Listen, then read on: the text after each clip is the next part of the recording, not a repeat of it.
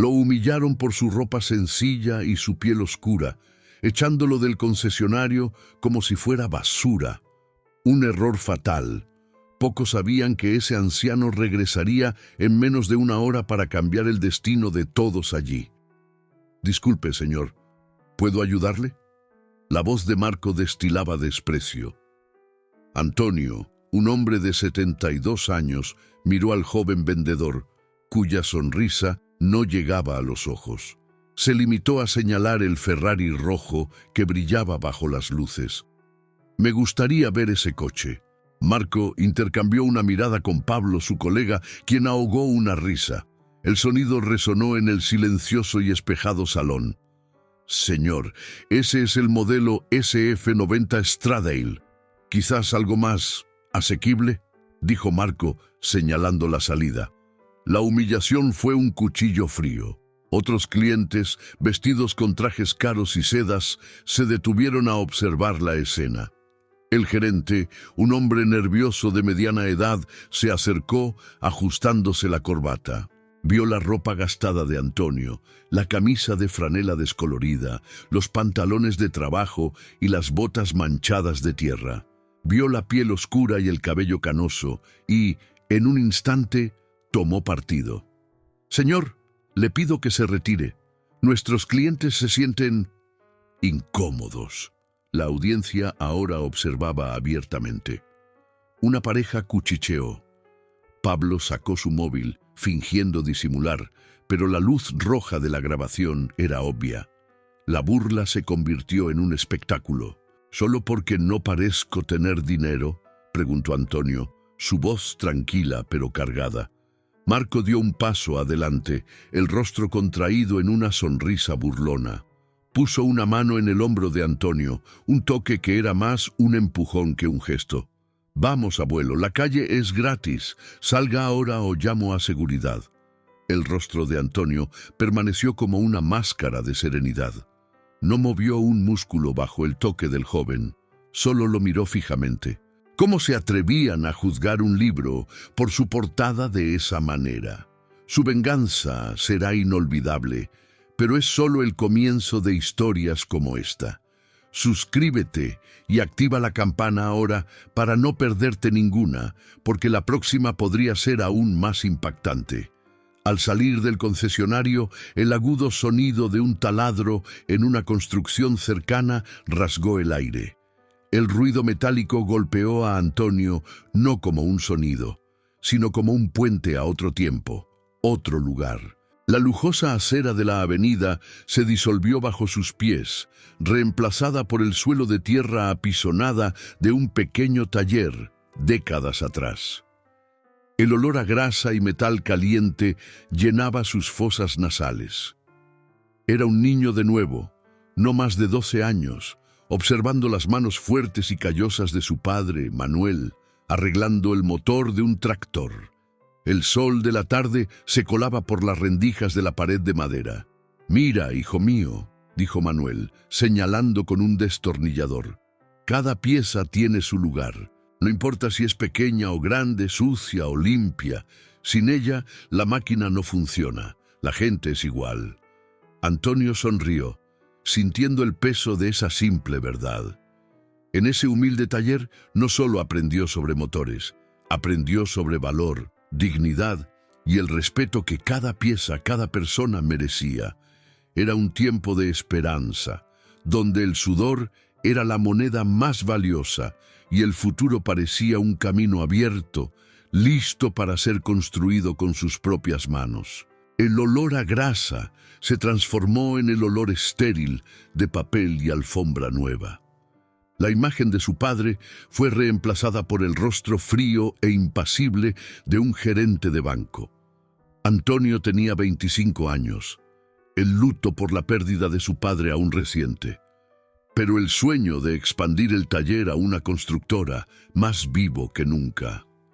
Había pasado semanas preparando la propuesta, cada número, cada proyección, pulida con el mismo cuidado que su padre pulía un motor.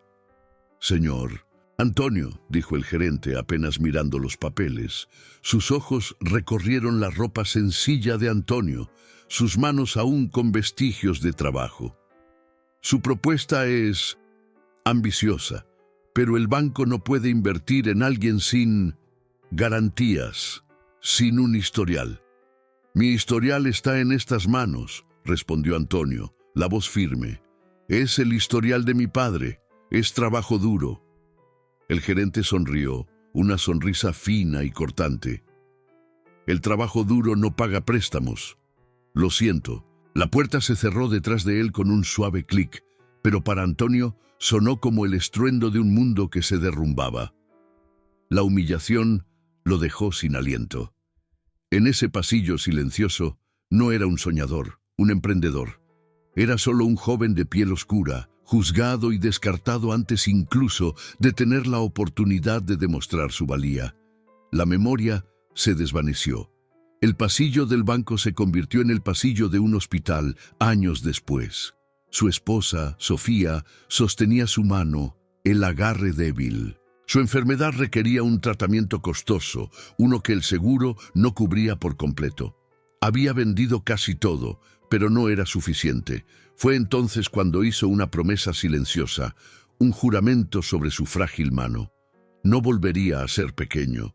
Construiría un imperio, no por orgullo, sino por protección, para que nunca más en su vida, o en la vida de quienes amaba, la falta de dinero fuera una sentencia, para que tuviera el poder de mover el mundo si fuera necesario, pero sin olvidar nunca, jamás, el olor a grasa de aquel taller y el valor de cada pieza.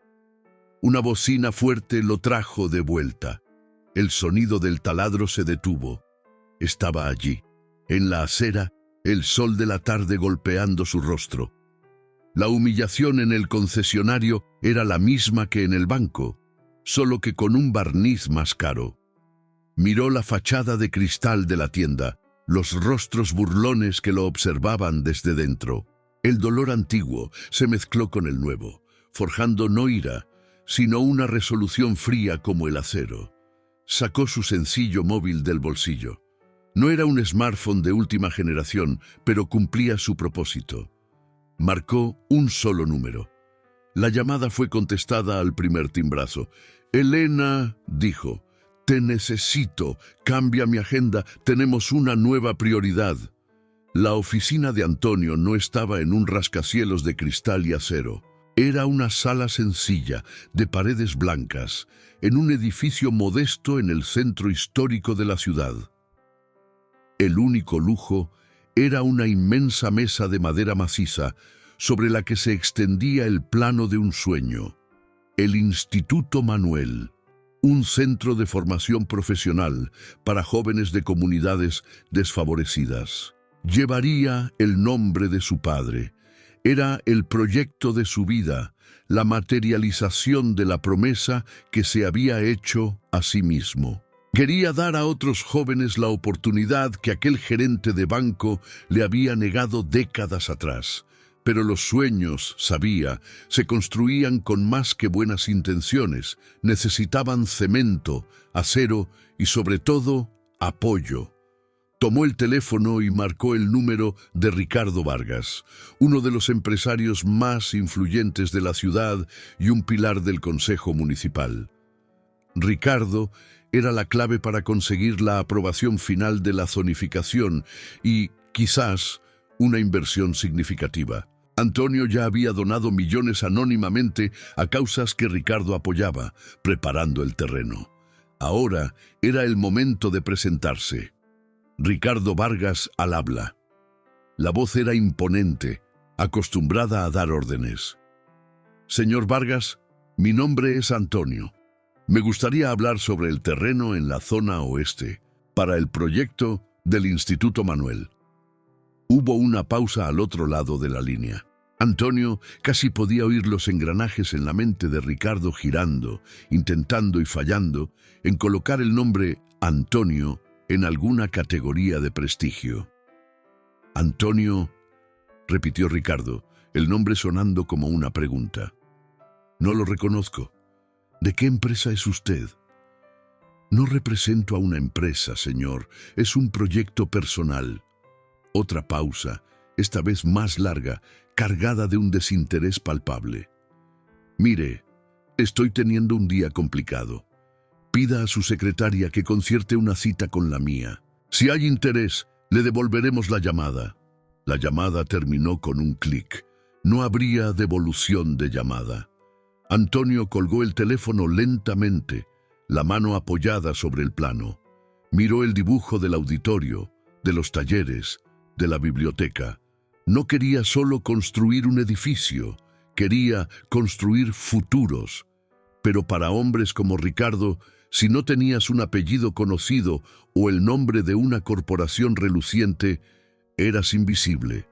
Su deseo era claro, visualizado en esas líneas y curvas en el papel, pero el obstáculo era un muro de prejuicios y elitismo, tan real como cualquier pared de hormigón.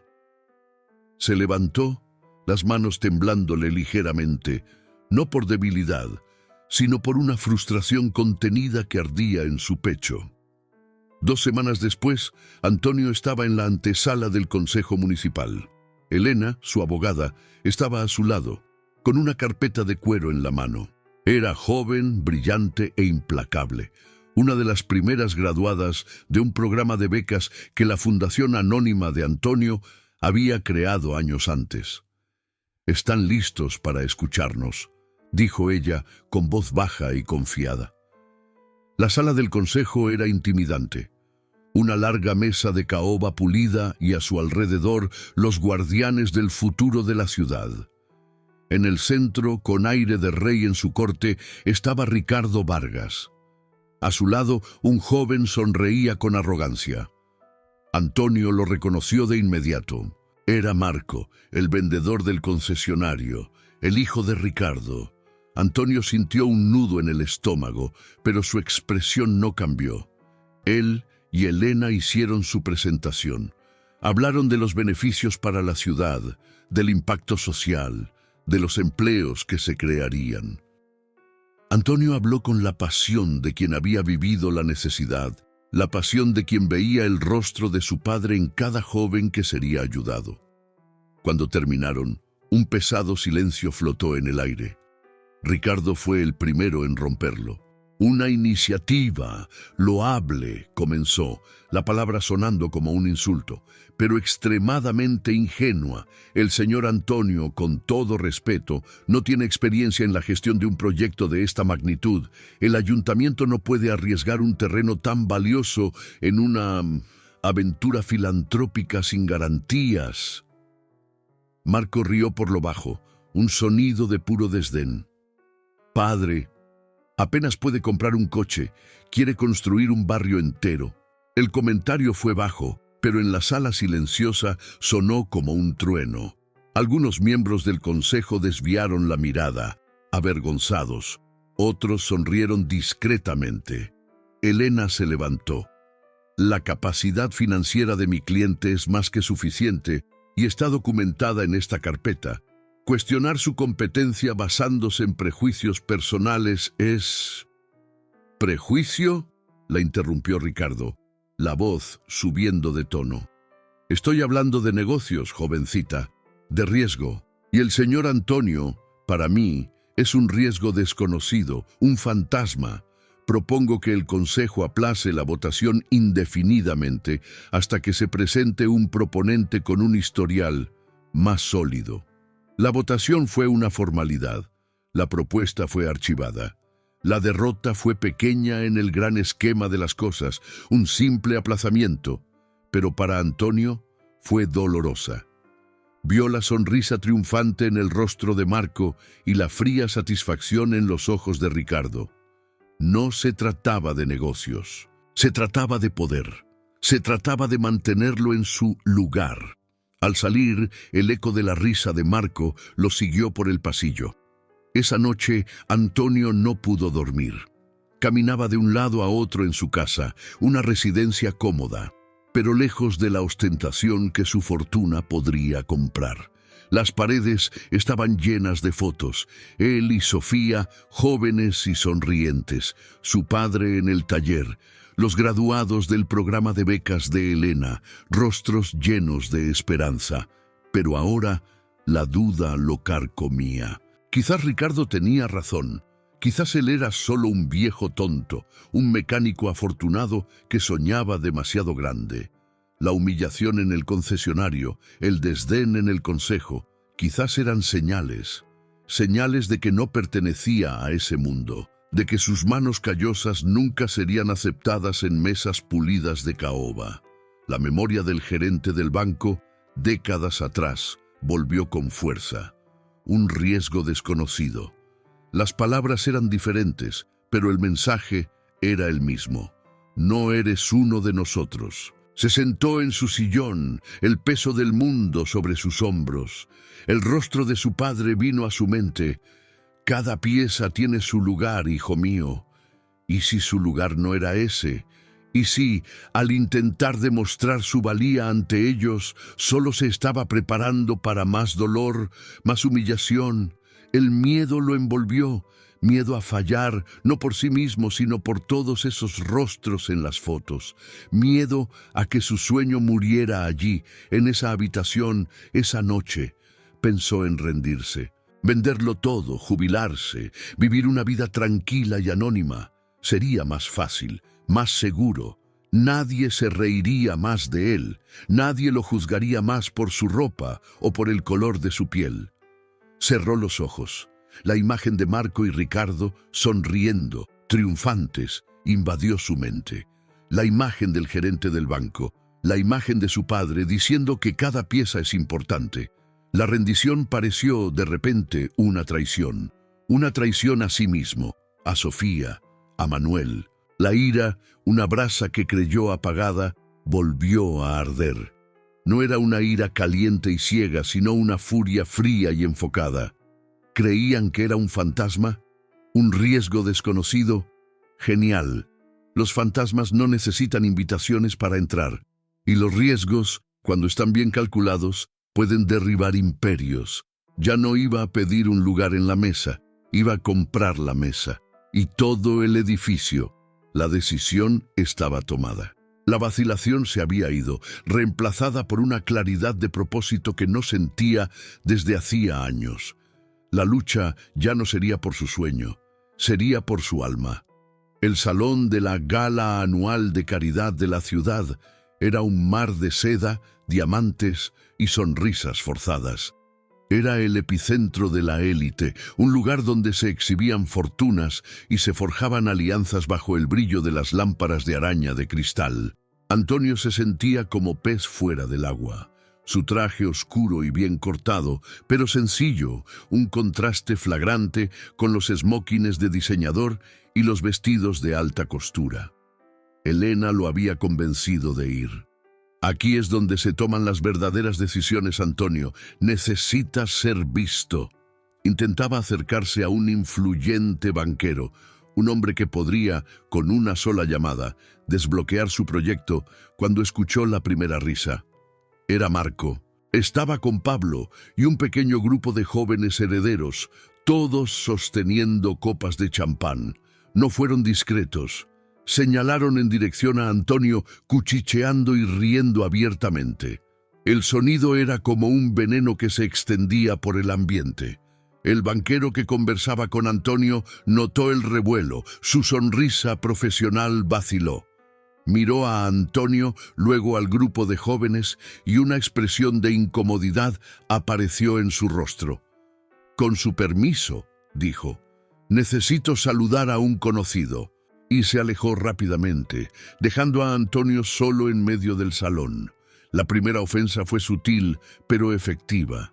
Había sido marcado, aislado. La audiencia, los otros invitados, vieron lo que sucedió.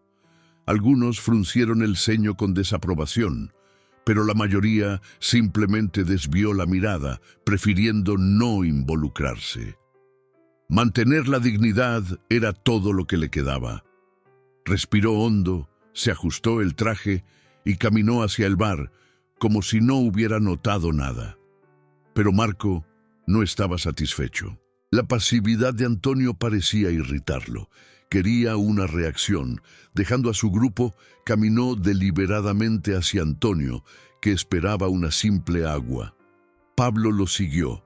con el móvil ya en la mano, una vez más. «Vaya, vaya, miren quién está aquí», dijo Marco, con la voz lo suficientemente alta como para atraer la atención de todos a su alrededor. ¿Decidió que la acera ya no era su lugar? Antonio se giró lentamente. «Buenas noches, Marco». «Es señor Vargas Jr. para usted», replicó Marco con el rostro a centímetros del de Antonio. «Dígame, ¿cómo un limpiador consiguió una invitación para un evento como este? Vinieron a limpiar los baños más tarde». La humillación ahora era directa, brutal. El círculo de espectadores aumentó. Ricardo, el padre de Marco, observaba de lejos, con una leve sonrisa en el rostro, como un emperador romano viendo a un gladiador en la arena. No intervino. La audiencia, antes pasiva, ahora estaba comprometida. Algunos jóvenes, amigos de Marco, rieron a carcajadas, animándolo. Una mujer mayor negó con la cabeza en señal de desaprobación, pero fue silenciada por la mirada de su marido. La humillación se estaba volviendo colectiva, un deporte sangriento para el entretenimiento de la élite. Antonio sentía cientos de ojos sobre él, juzgándolo, condenándolo. Era el intruso, el espectáculo de la noche. El aire se volvió pesado, difícil de respirar. Por un instante Antonio pensó en irse, simplemente dar la espalda y salir de ese nido de víboras. Pero la imagen de su padre en el taller, el sonido de la voz de Sofía, la promesa que se había hecho a sí mismo, todo eso lo ancló allí. No podía huir. Ya no. Miró directamente a los ojos de Marco. Su voz salió tranquila y firme, cortando el murmullo de la multitud. «Estoy aquí, joven, con un propósito que va mucho más allá de coches caros y apellidos. Estoy aquí para construir algo que durará más que la fortuna que heredaste, pero que aún no has aprendido a merecer». Un «oh» colectivo recorrió el grupo más cercano. La inesperada confianza de Antonio tomó a Marco por sorpresa. Durante 30 segundos pareció funcionar. La sonrisa de Marco vaciló y pareció quedarse sin palabras. La audiencia contuvo la respiración, esperando el siguiente movimiento. Antonio había respondido y por un momento pareció tener la ventaja. La dignidad por sí sola parecía un arma poderosa, pero fue solo un momento. La vacilación de Marco se transformó en furia. Ser desafiado, especialmente por ese hombre, era intolerable. Miró a su padre, quien hizo un gesto casi imperceptible con la cabeza, una señal de permiso. La máscara de civilidad de Marco se cayó por completo. Tomó la copa de champán de un invitado cercano y, con un movimiento deliberado, la vació sobre la cabeza de Antonio. «Si tanto te gusta construir, empieza construyendo un poco de respeto por tus superiores», escupió Marco. «Quizás eso te refresque». El líquido helado escurrió por el cabello canoso de Antonio, por su rostro, empapando el cuello de su camisa y la parte delantera de su traje. El shock fue tan grande que el salón quedó en absoluto silencio por un segundo de incredulidad. Y entonces la barrera se rompió. La risa estalló, primero de Marco y sus amigos, luego extendiéndose como un incendio entre la audiencia. Ya no era una risa contenida o incómoda. Era una carcajada abierta, cruel, burlona. El banquero que lo había despreciado antes ahora reía a carcajadas.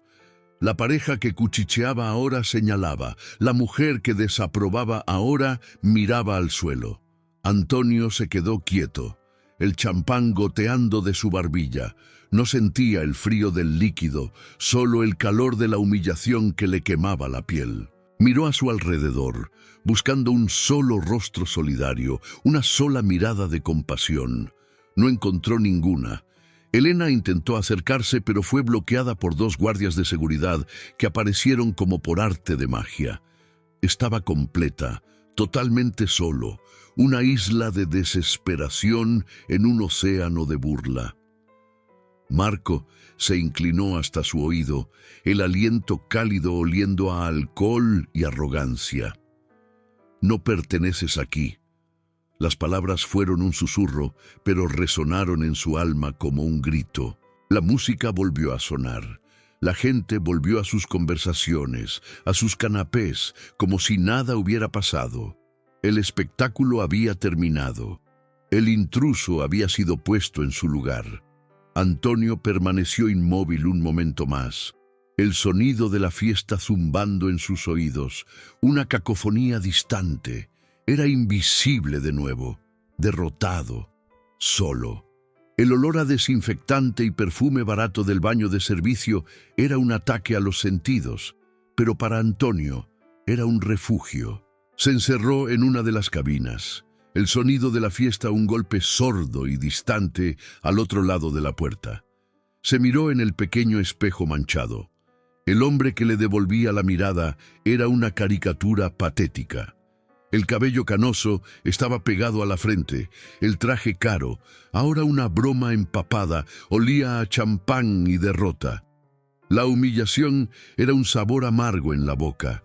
Se apoyó en la pared fría, el cuerpo temblándole, no de frío, sino de un agotamiento que venía del alma. Quizás tenían razón. Marco, Ricardo, el gerente del banco, todos ellos. Quizás él era realmente un tonto, un viejo soñador tratando de encajar en un mundo que nunca lo aceptaría. ¿Para qué todo aquello? La fortuna que había acumulado en silencio, las empresas que había construido de la nada, las noches sin dormir, todo para terminar allí, escondido en un baño, oliendo a alcohol y fracaso. La idea de rendirse volvió más fuerte y seductora que nunca. Venderlo todo, desaparecer. Crear una pequeña fundación anónima para su proyecto y desaparecer en una playa cualquiera, lejos de las miradas, de los juicios, de las risas, la paz, el silencio. Sería tan fácil. Cerró los ojos, la oscuridad un alivio bienvenido. Casi podía sentir el calor del sol en su piel, el sonido de las olas. Su mano, temblorosa, fue al bolsillo interior de la chaqueta para sacar un pañuelo. Sus dedos tocaron algo pequeño, duro y frío. Lo sacó. Era una única pieza de ajedrez. El peón, tallada en madera oscura, fue el último regalo de Sofía. Ella se lo dio en el hospital, días antes de partir. «Siempre dices que el peón es el alma del ajedrez, mi amor», le había susurrado con voz débil. «Parece pequeño, pero es el único que puede cruzar todo el tablero y convertirse en cualquier cosa, incluso en una reina.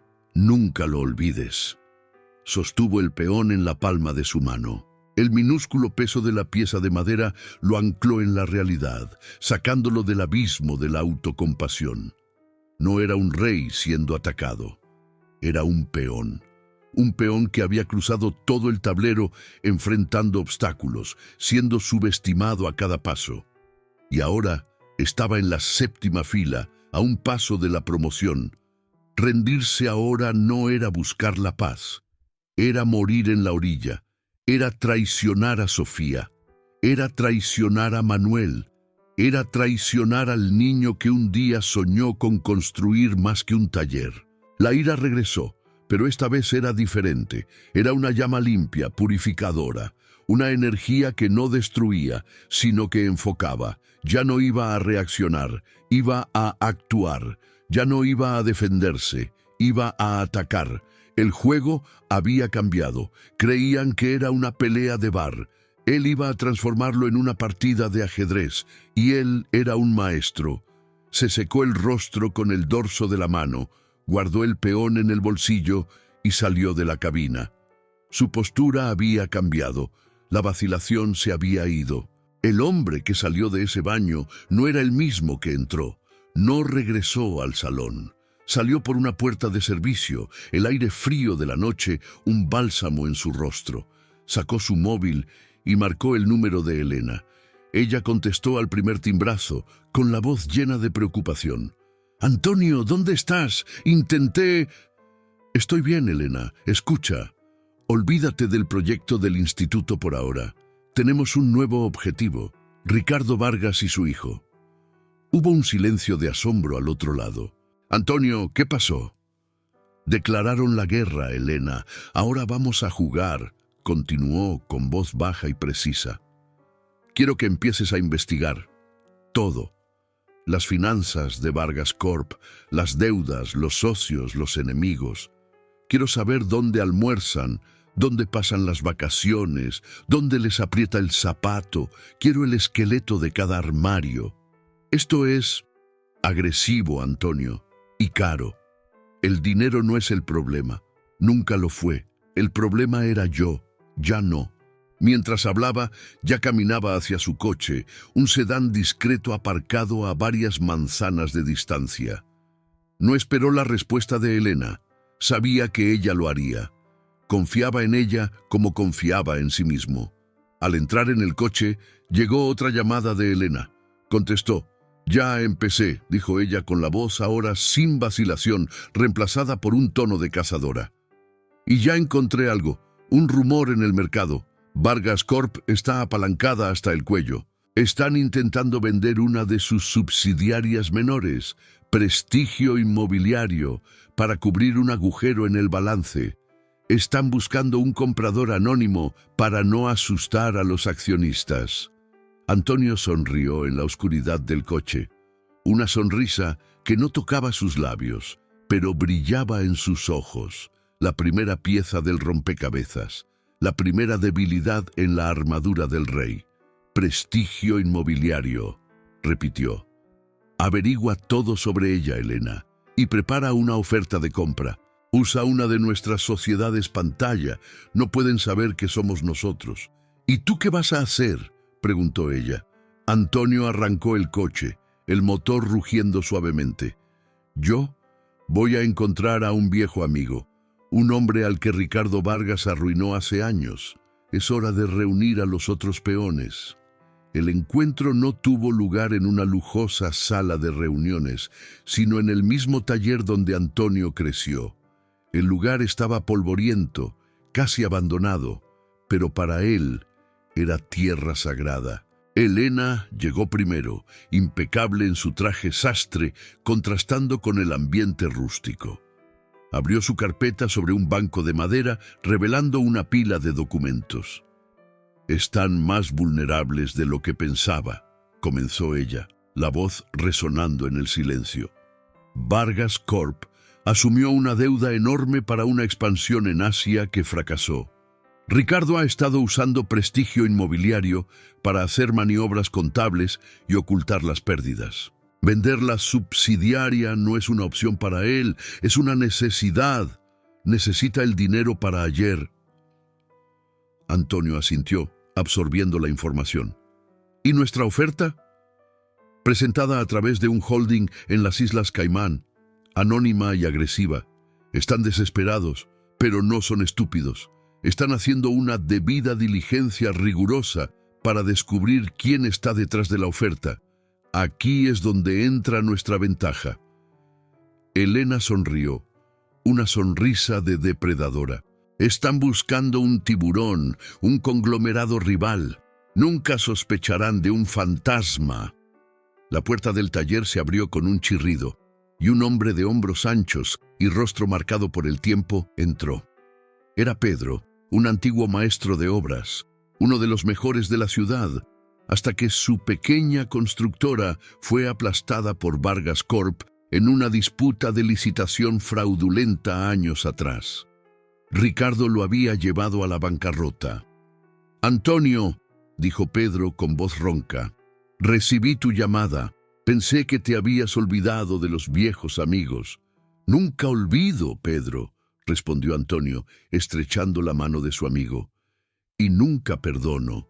Necesito tu ayuda. Necesito tus ojos y oídos en las obras. Necesito saber de cada retraso, cada fallo de seguridad, cada material de segunda que usa Vargas Corp». Pedro miró a Elena, luego a los papeles en el banco.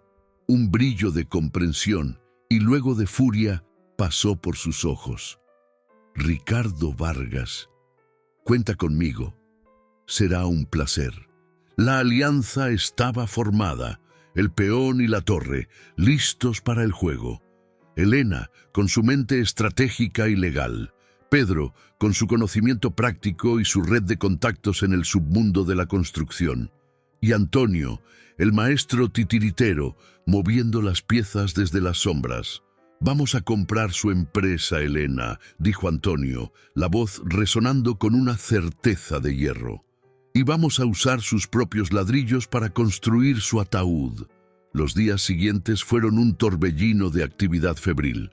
Mientras Elena preparaba la adquisición hostil, Pedro activaba su red. La información empezó a llegar, un flujo constante de pequeñas irregularidades que, juntas, pintaban un cuadro de negligencia y corrupción. Y entonces llegó la primera gran revelación. «Antonio, no lo vas a creer», dijo Elena con voz urgente al teléfono. «El concesionario, el Ferrari, donde todo sucedió». «¿Qué pasa con él?», preguntó Antonio. «El inmueble no es del concesionario, lo alquilan». «¿Y adivina de quién?». Antonio esperó. «De Prestigio Inmobiliario, la subsidiaria que estamos intentando comprar. El alquiler es una de sus principales fuentes de ingresos». Antonio sintió un escalofrío. No era una coincidencia, era el destino. La humillación y la oportunidad estaban entrelazadas, dos caras de la misma moneda. La ira que sentía, el dolor de aquella noche, fue reemplazada por una claridad gélida. El miedo se había ido por completo, reemplazado por una furia justa que exigía no solo venganza, sino justicia poética. El tablero se estaba revelando ante él, cada pieza encajando. «Esto lo cambia todo, Elena. No solo vamos a comprar prestigio, vamos a usar el propio inmueble del concesionario como arma del crimen». El plan comenzó a formarse en su mente, complejo y hermoso como una partida de ajedrez inmortal. No solo quería la victoria financiera, quería la capitulación completa. Quería que Ricardo y Marco entendieran a un nivel profundo el error que habían cometido. Quería que lo miraran y vieran no a un anciano humillado, sino al arquitecto de su ruina. La pieza decisiva llegó de Pedro. Llamó en mitad de la noche con voz excitada y susurrante. «Lo encontré, Antonio, encontré la prueba». «Habla, Pedro. ¿Recuerdas el edificio Solaris? ¿El proyecto de lujo que Vargas Corp entregó el año pasado? Siempre supe que algo andaba mal allí. Los costes eran demasiado bajos. Conseguí hablar con uno de los ingenieros que fue despedido. Guardó copias de los informes originales». Antonio contuvo la respiración. Ricardo falsificó los informes estructurales. Usó hormigón de calidad inferior para ahorrar millones. El edificio es una bomba de tiempo. Si hay un temblor, por pequeño que sea... Pedro no tuvo que terminar. Antonio sintió que la sangre se le helaba. Aquello iba más allá de la codicia. Era criminal. Vidas estaban en riesgo. La venganza personal de repente pareció pequeña, insignificante. Ahora se trataba de algo mucho mayor. «¿Dónde están esos informes?», preguntó Antonio, su mente ya trabajando, recalculando cada movimiento. «Con el ingeniero. Tiene miedo, pero está dispuesto a hablar si tiene garantías». «Dale todas las garantías, Pedro. Protégelo. Esa es nuestra prueba decisiva, la bala de plata». El momento eureka fue sombrío, aterrador. Tenían a Ricardo, no solo en una disputa de negocios, sino en una trampa criminal. La cuestión ya no era si, sino cuándo y dónde revelarlo. Y Antonio sabía el lugar perfecto: la subasta anual de bienes inmuebles comerciales de la ciudad. El mismo evento donde Ricardo, años atrás, humilló públicamente al padre de Pedro, comprando el último bien de su constructora en quiebra por una miseria.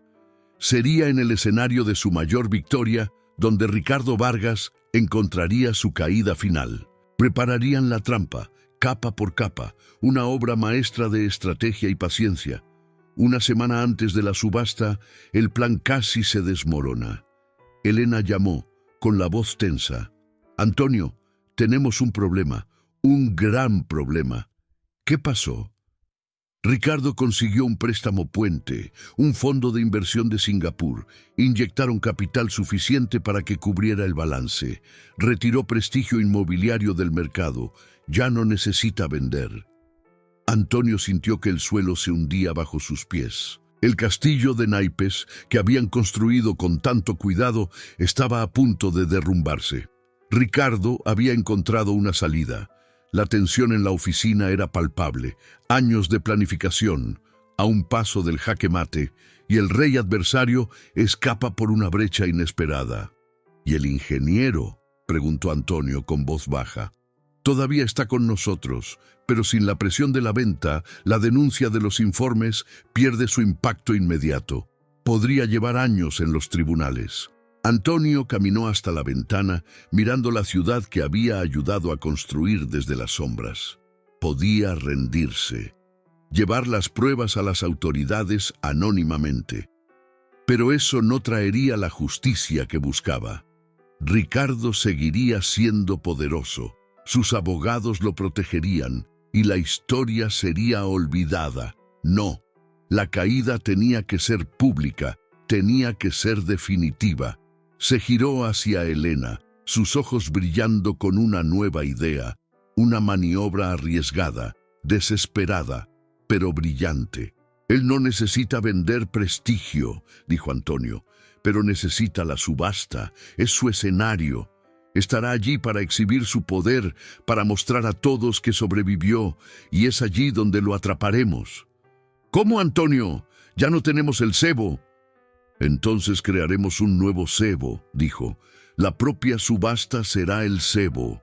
Llama al subastador. Dile que un cliente anónimo quiere incluir un lote de última hora, un lote muy especial». Elena lo miró, confundida. «¿Qué lote?» Antonio sonrió. «El contrato de alquiler del concesionario Ferrari». La confusión de Elena se transformó en admiración.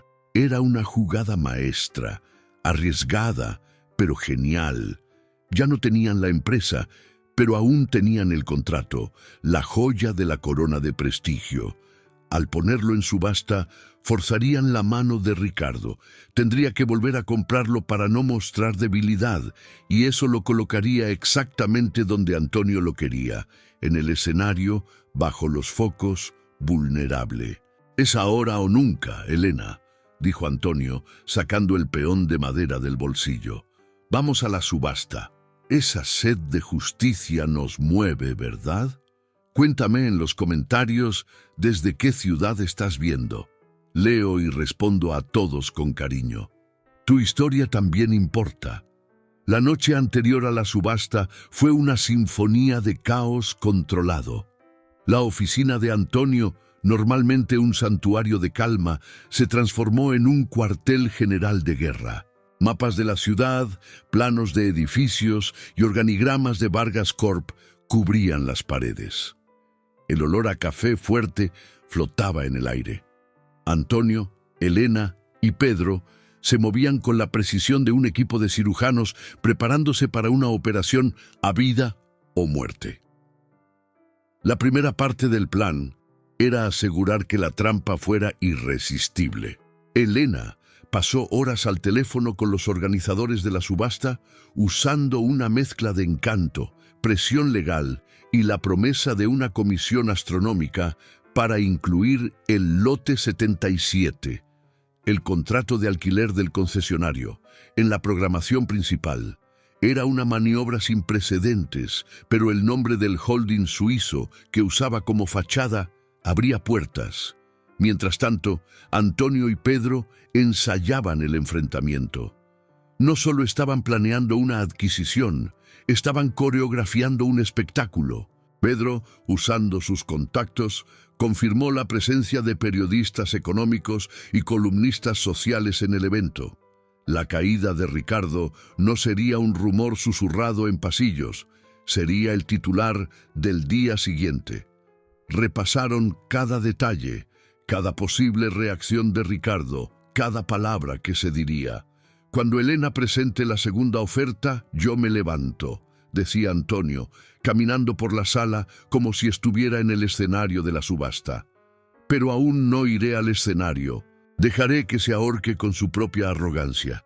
Pedro, en ese momento, envías el primer mensaje a los periodistas que están dentro. Solo el nombre del edificio Solaris y un signo de interrogación. El plan era una escalada de presión. Primero, el ataque financiero, obligando a Ricardo a gastar millones para proteger un activo simbólico. Luego, la semilla de la duda plantada en la prensa. Y finalmente, el golpe de gracia, la revelación de los informes fraudulentos. Contactaron al ingeniero, asegurándose de que estuviera en un lugar seguro, listo para confirmar la historia en el momento exacto. La preparación fue meticulosa, cada pieza colocada en el tablero con un cuidado infinito. El momento perfecto sería cuando Ricardo, exultante por haber ganado la subasta del contrato, estuviera en su punto álgido de arrogancia.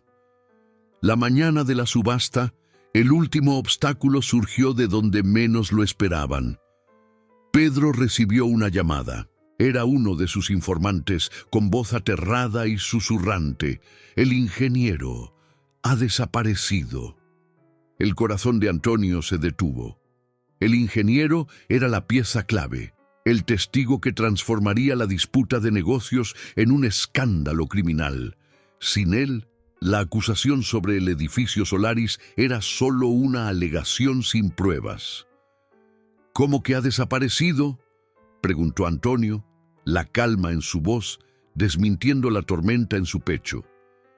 No contesta el móvil, no está en el hotel, seguro que le arreglamos. Simplemente se esfumó. La sospecha inmediata recayó en Ricardo. ¿Habría descubierto el plan?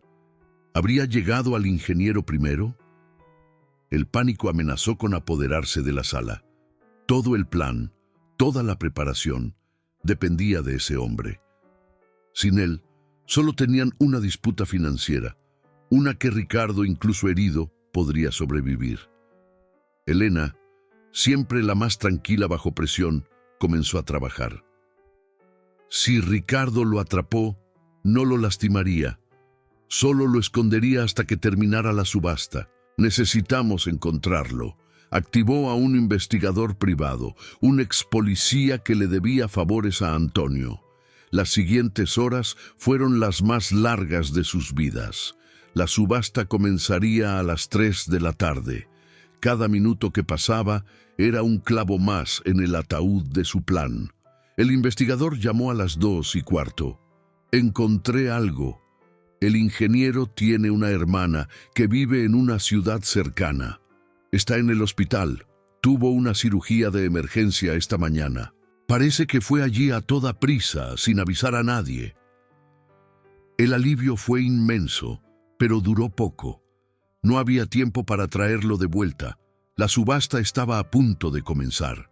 La prueba decisiva, la bala de plata, estaba fuera de alcance. ¿Qué hacemos, Antonio?, preguntó Elena, con la frustración evidente en su voz. ¿Abortamos la parte del Solaris? Antonio se quedó en silencio por un largo momento, con el peón de madera en la mano.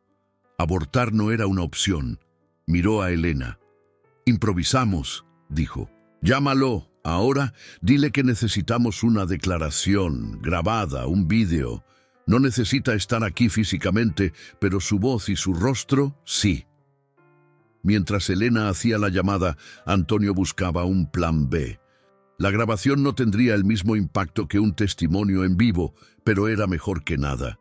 Tendrían que usar la ausencia del ingeniero a su favor, pintándola como una prueba del miedo que Ricardo inspiraba. El tiempo se estaba agotando. Elena consiguió la grabación, un vídeo tembloroso hecho en el pasillo de un hospital, pero el mensaje era claro y devastador. Lo tenían.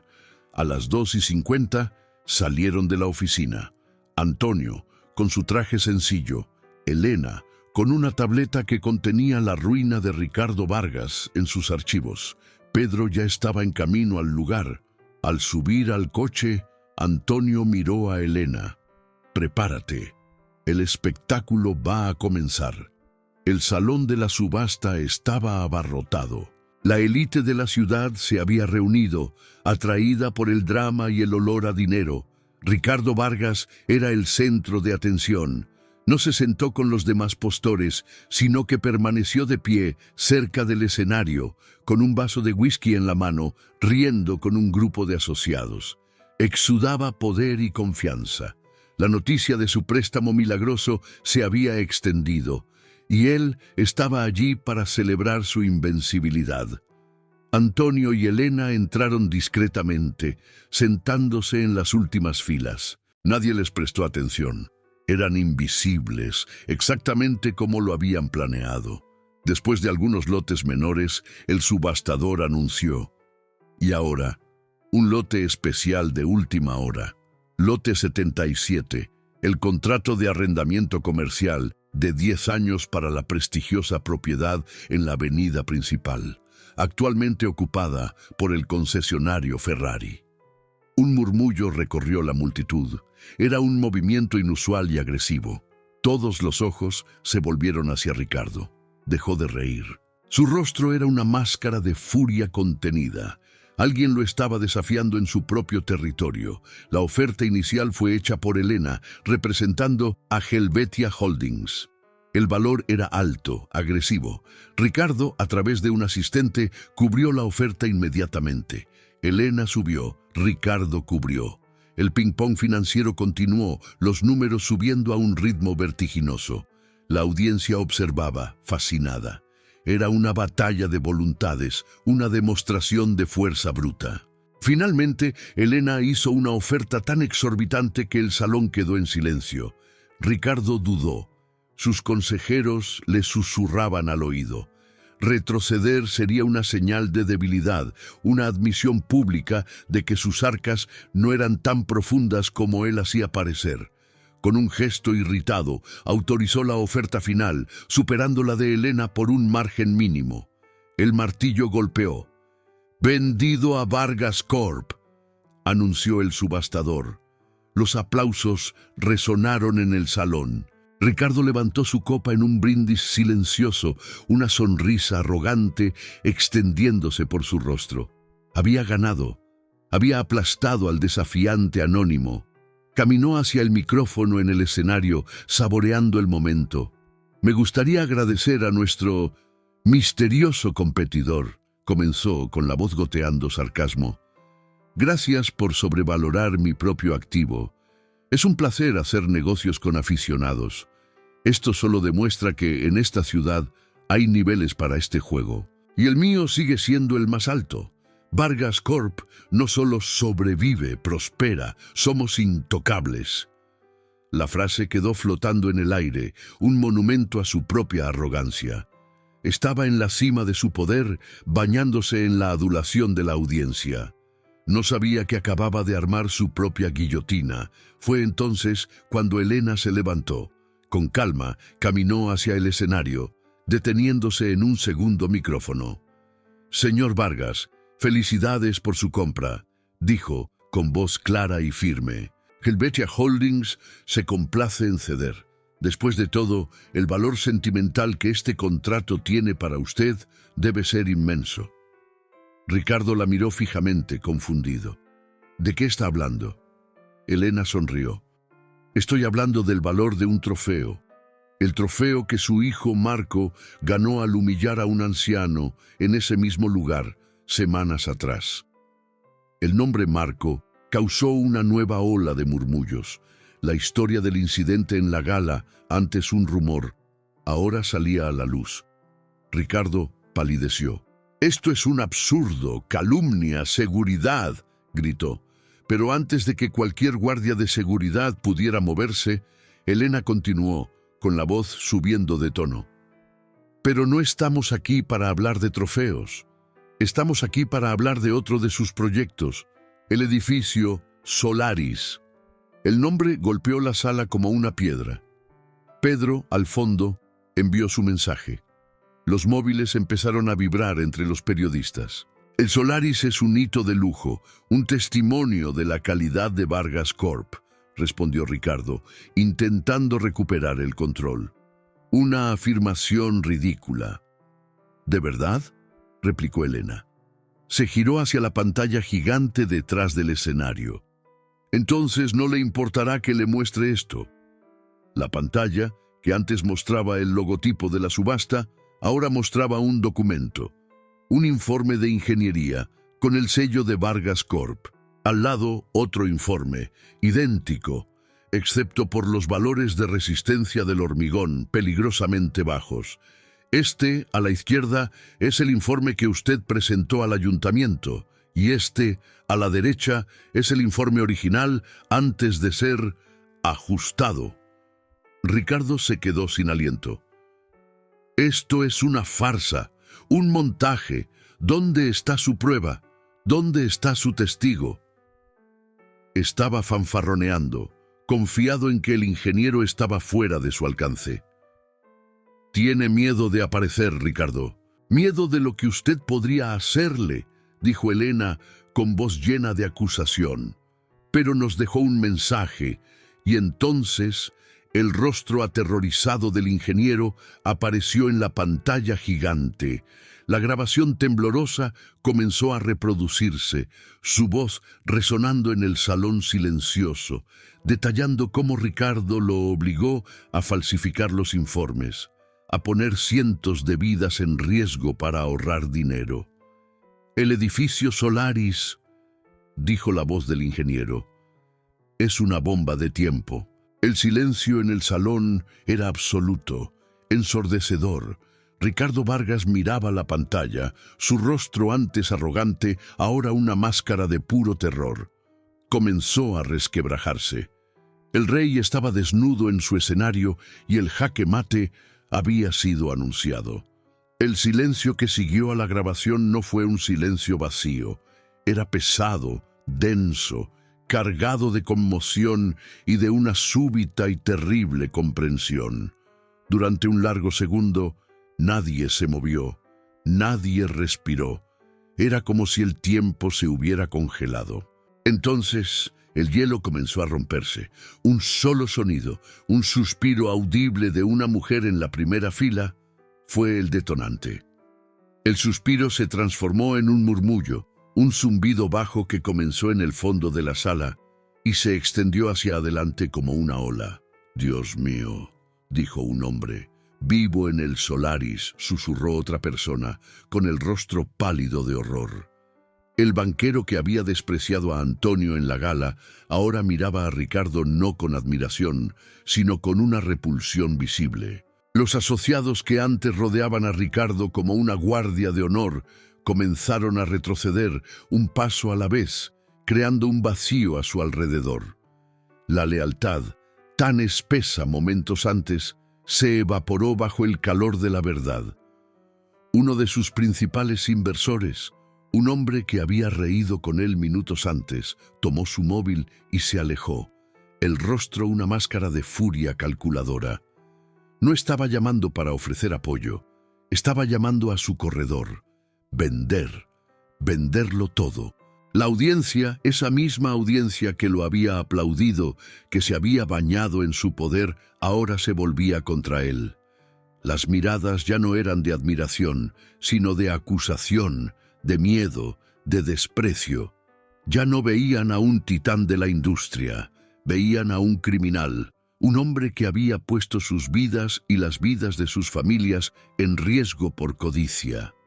Marco, que observaba todo desde un lado del escenario, estaba paralizado, la sonrisa arrogante reemplazada por una expresión de pánico infantil. Miró a su padre esperando que lo arreglara todo como siempre hacía, pero Ricardo estaba perdido. Intentó hablar, pero solo un sonido ahogado salió. Miró a la multitud, buscando un aliado, un rostro amigable, y no encontró ninguno. El aislamiento era total. En un último acto de desesperación, señaló con un dedo tembloroso a Elena. Ella Ella está mintiendo. Es una conspiración, un montaje para robar mi empresa. Su voz era aguda, estridente, desprovista de toda su antigua autoridad. Nadie le creyó. La evidencia era abrumadora, la confesión del ingeniero irrefutable. El rey estaba gritando en su castillo en llamas, pero nadie lo escuchaba. La audiencia ya no era una audiencia, era un jurado. Y el veredicto ya había sido dado. Fue en ese momento de caos absoluto cuando Antonio se levantó. No dijo una palabra. Simplemente comenzó a caminar lenta y deliberadamente desde el fondo de la sala hacia el escenario. El movimiento atrajo todas las miradas. El mar de gente se abrió para él, formándose un pasillo como por un comando silencioso. Cada paso resonaba en el tenso silencio. Subió los escalones del escenario, su traje sencillo, un contraste flagrante con el brillo del ambiente. Se detuvo junto a Elena, frente a Ricardo. Ricardo lo miró fijamente, con los ojos muy abiertos de incredulidad y por primera vez de miedo. Vio el rostro del anciano que su hijo había humillado en el concesionario, el hombre que había despreciado en el consejo, el blanco de su burla en la gala. Y finalmente lo entendió. «Tú», susurró Ricardo, la palabra apenas audible. «Fuiste tú todo el tiempo». Antonio no respondió, solo lo miró fijamente, su rostro un lienzo en blanco donde Ricardo podía proyectar toda su arrogancia, todo su prejuicio, toda su ruina. En un último recurso desesperado, Ricardo se abalanzó sobre Antonio, con los brazos extendidos como si fuera a atacarlo. «¡Tú! ¡Tú! ¡Nadie! ¡Me arruinaste!». Pero nunca se acercó. Dos policías que habían entrado discretamente en el salón lo interceptaron. Le sujetaron los brazos y la lucha se desvaneció en él. La energía, la arrogancia, todo desapareció, dejando solo a un hombre viejo, derrotado y patético. «Ricardo Vargas, queda usted arrestado bajo sospecha de fraude, perjurio y por poner vidas en riesgo», dijo uno de los policías, con voz alta y clara para que todos oyeran. Mientras lo esposaban, Ricardo comenzó a confesar, no en una declaración coherente, sino en un flujo de negaciones y acusaciones inconexas, exponiendo aún más su culpabilidad. «Fue el mercado, la presión. Iba a arreglarlo. Ese ingeniero me chantajeó». Fue sacado del escenario pasando junto a Marco, que miraba a su padre ser llevado como si fuera un extraño, el mundo que conocía desmoronándose ante sus ojos. La caída fue espectacular, completa y pública. Antonio permaneció en el escenario, observando la escena. No sonrió, no sintió el triunfo que había imaginado. Solo sintió un peso que se le quitaba de los hombros, un largo y agotador viaje que llegaba a su fin. Elena le puso una mano en el brazo. «Se acabó, Antonio». Él asintió, respirando hondo por primera vez en semanas. El salón, antes un crisol de emociones, ahora estaba en un silencio aturdido, el silencio que sigue a una gran batalla, cuando el polvo se asienta y el costo de la victoria y la derrota se hace evidente. Todavía en el escenario, bajo las luces que ahora parecían duras e inquisitivas, Antonio sentía la mirada de cientos de personas sobre él. Pero ya no eran miradas de desprecio o lástima. Eran miradas de asombro, de respeto, de un miedo recién descubierto.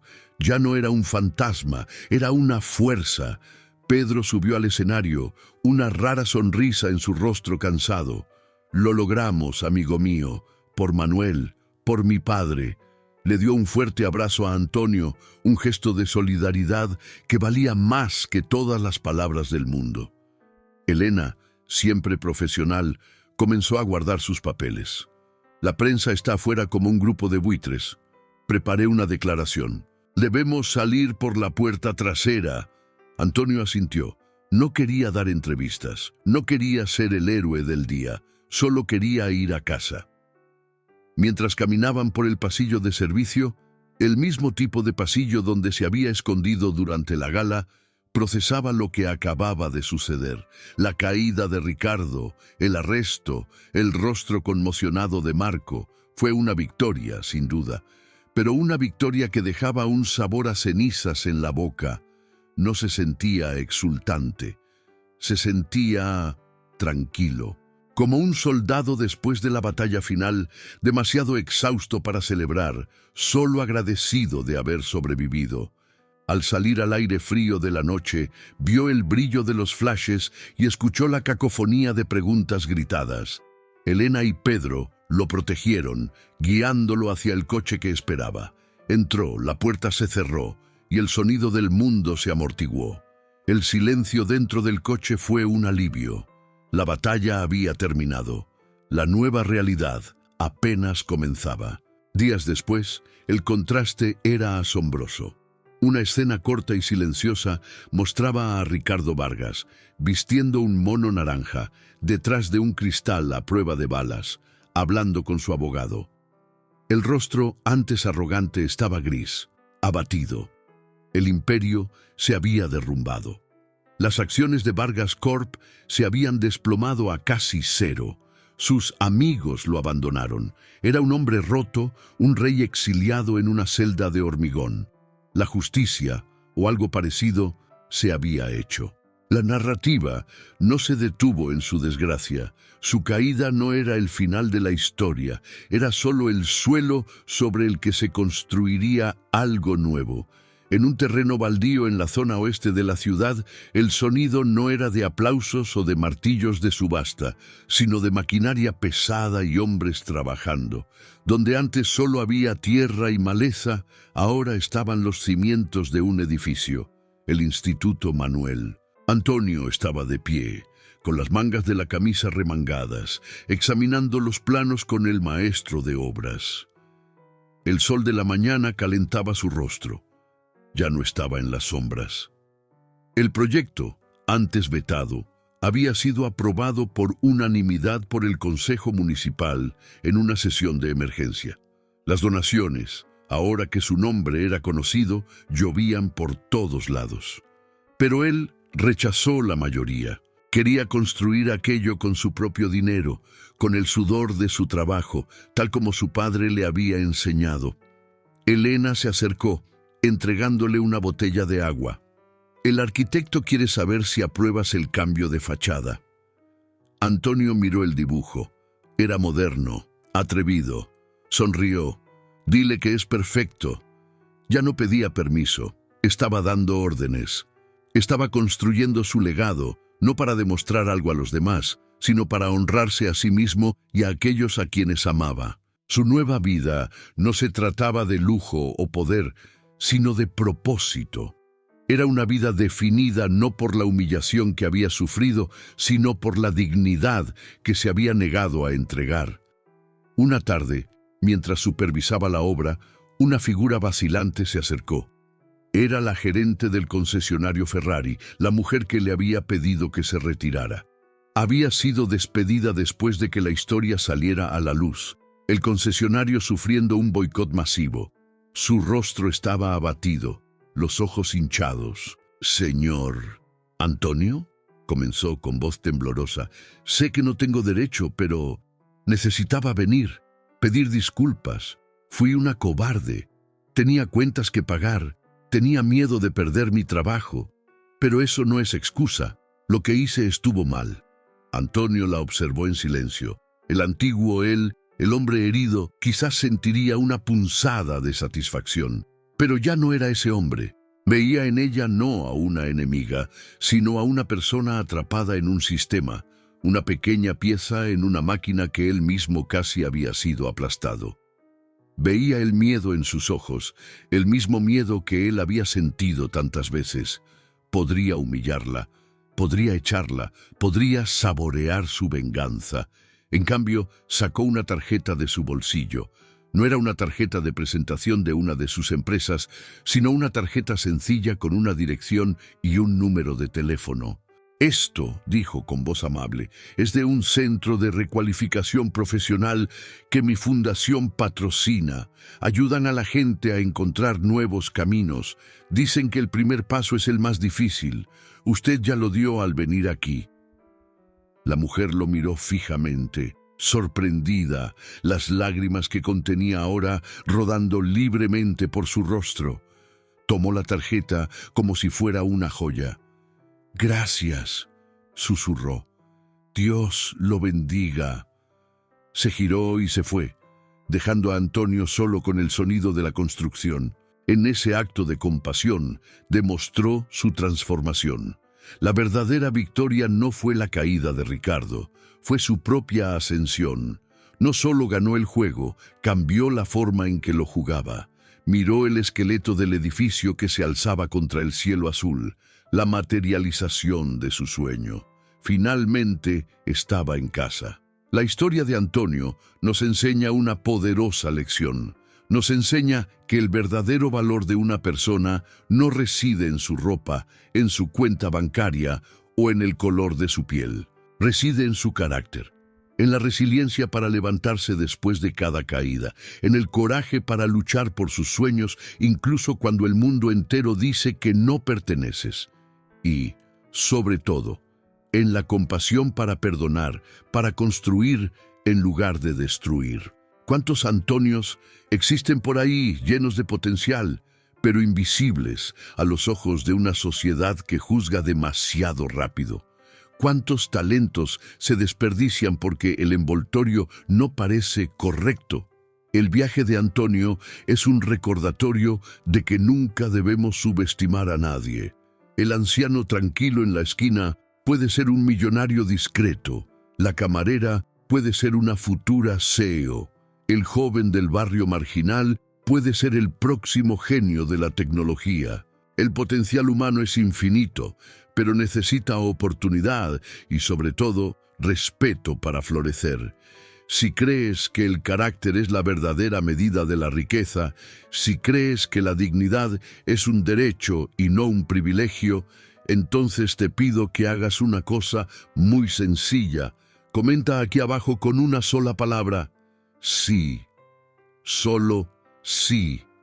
Cada sí es una voz que se une a un coro que dice que estamos cansados de juicios superficiales. Un coro que exige un mundo donde el valor de una persona se mida por la fuerza de sus ideas y la bondad de su corazón.